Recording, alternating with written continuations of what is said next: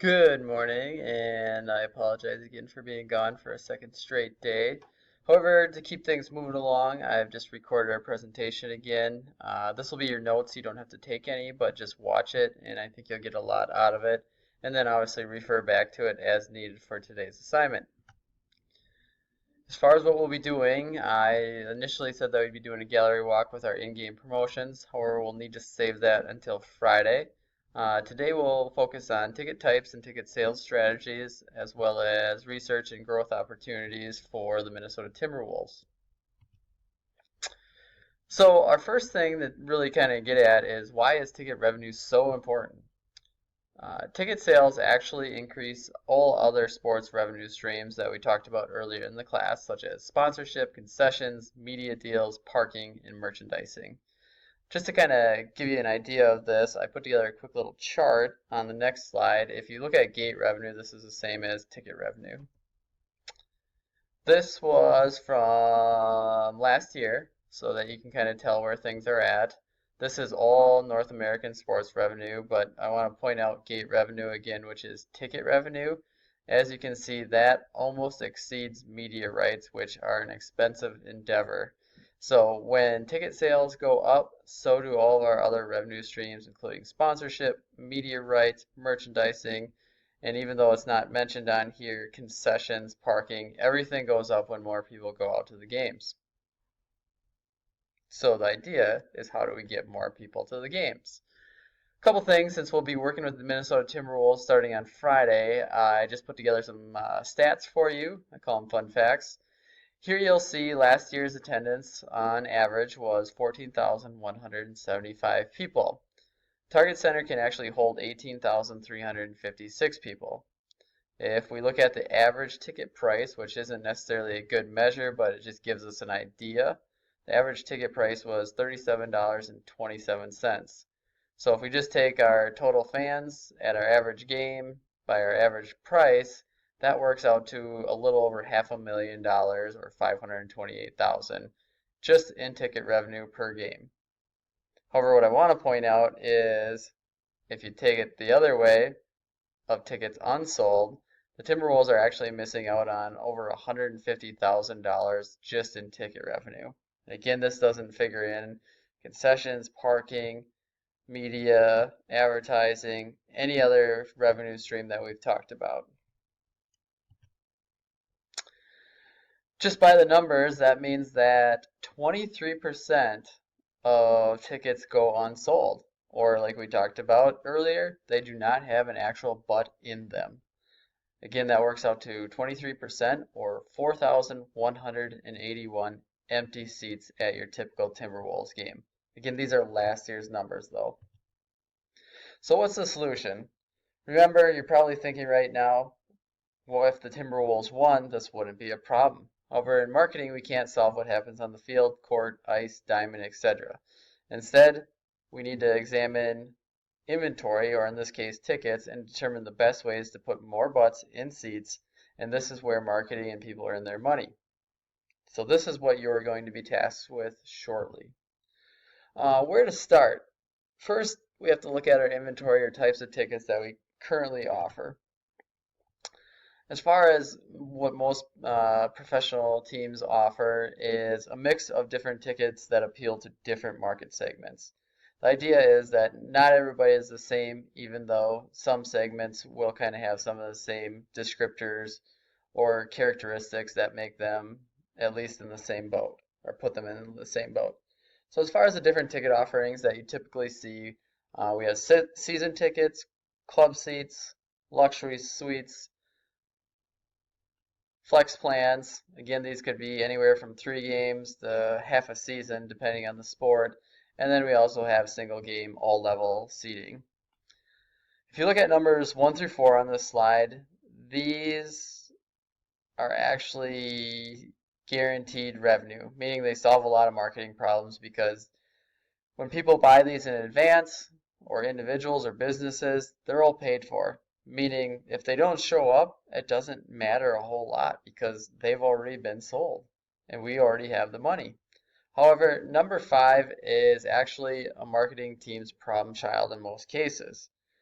These usually account for roughly 30% of tickets that go unsold and that you're always trying to sell. So most likely what we'll be focusing on is single game ticketing.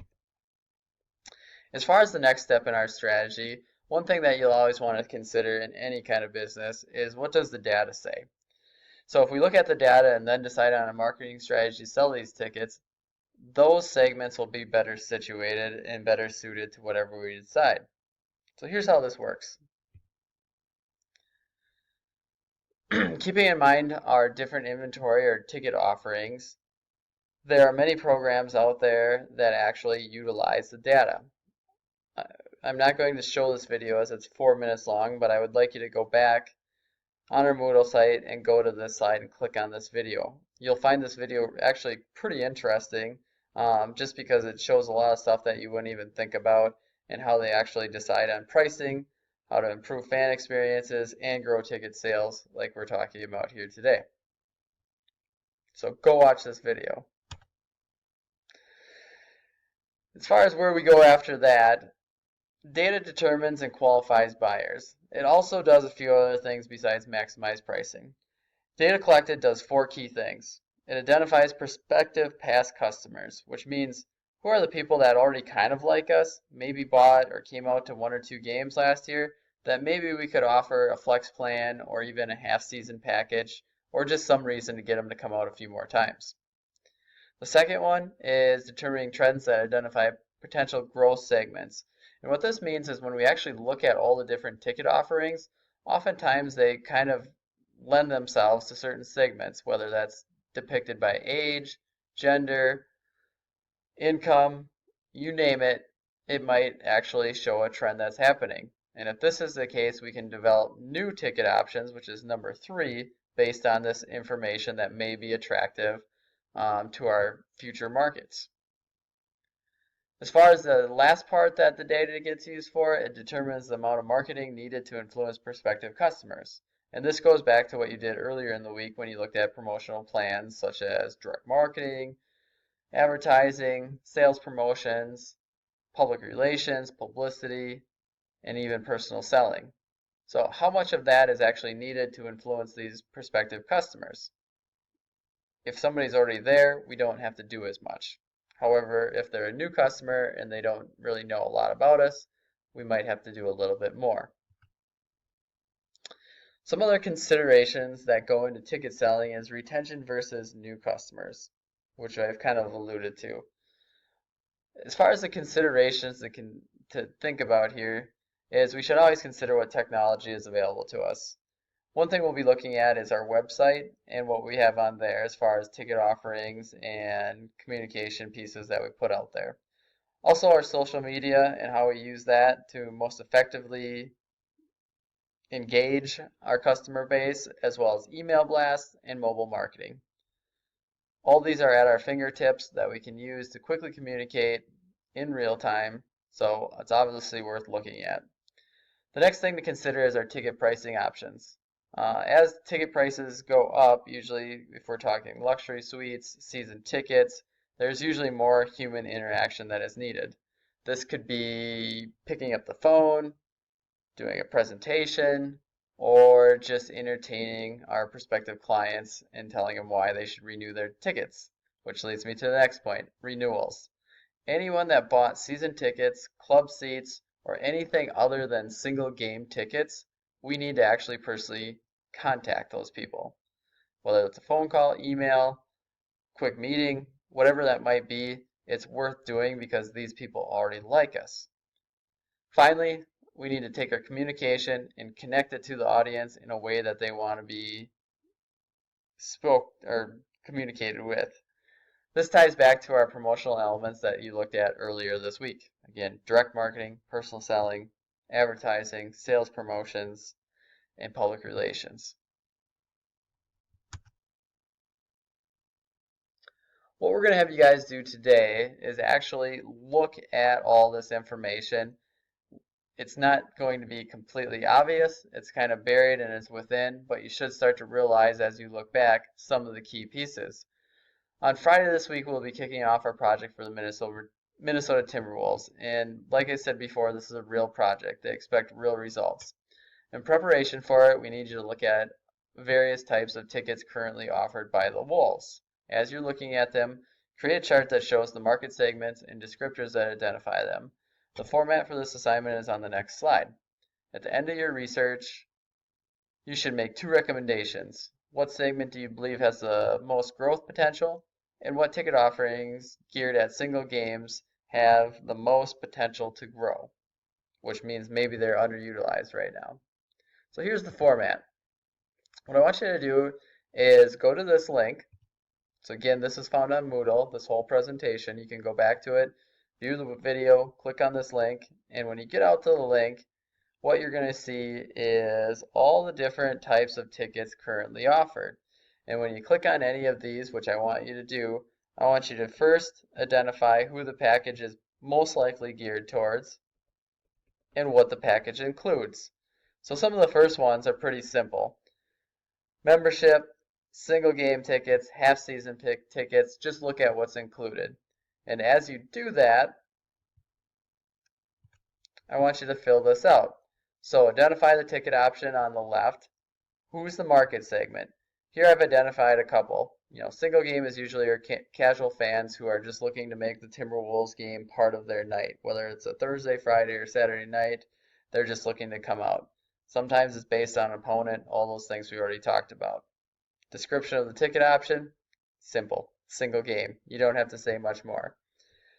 As we start to look at our half season, this is our blue and black. This is for serious fans on a budget. If you look at the actual package, when you do this, you'll see that the plans go up to about $6,300, but also start out at $300. That's quite a value for a 21 game pack.